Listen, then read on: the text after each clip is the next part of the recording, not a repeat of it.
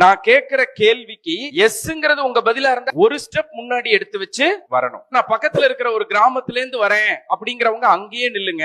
டவுன்ல தான் சார் நான் இருக்கேன் அப்படிங்கிறவங்க ஒரு ஸ்டெப் முன்னாடி எடுத்து வச்சுவாங்க. எனக்கு சொந்த வீடு இருக்கு அப்படின்னு சொன்னா ஒரு ஸ்டெப் எடுத்து வைங்க. என்னோட பேரண்ட்ஸ் 2 பேருமே எஜுகேட்டட் அப்படின்னா ஒரு ஸ்டெப் எடுத்து வைங்க. எங்க வீட்டுல நான் சம்பாதிக்கலைன்னா அதை பத்தி கவலையே பட மாட்டாங்க சார் அப்படிங்கிறவங்க ஒரு ஸ்டெப் முன்னாடி எடுத்து வைங்க.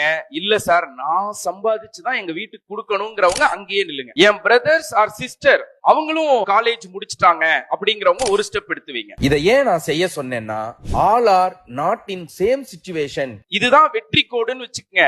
ஒரு குழந்தை 4 அடி எடுத்து வச்சா போதும், ஒரு குழந்தை 6 அடி எடுத்து வச்சாதான் அதை பிடிக்க முடியும், ஒரு குழந்தை 8 அடி எடுத்து வச்சாதான் அந்த இடத்தை தொட முடியும் அப்படின்னு சொன்னா, இந்த இடத்துல இருக்கிற ஒரு பொண்ணு இந்த இடத்துல இருக்கிற பொண்ணுட்ட நான் படிச்சு முடிச்சுட்டே வா விளையாட போலான்னு சொன்னா இந்த பொண்ணுக்கு அது சரியா இருக்குமா? நீ எந்த இடத்துல இருந்தாலும் உன் பக்கத்துல இருக்கிற ஃப்ரெண்டையும் கூட்டிட்டு போய் அந்த வெற்றி கோட தொடர்றதுதான் உண்மையான வெற்றி. அப்பனா உங்க ஃப்ரெண்ட்ஸ் எல்லாருமா சேர்ந்து அந்த இடத்துக்கு போங்க பார்க்கலாம், கையை பிடிச்சிட்டு.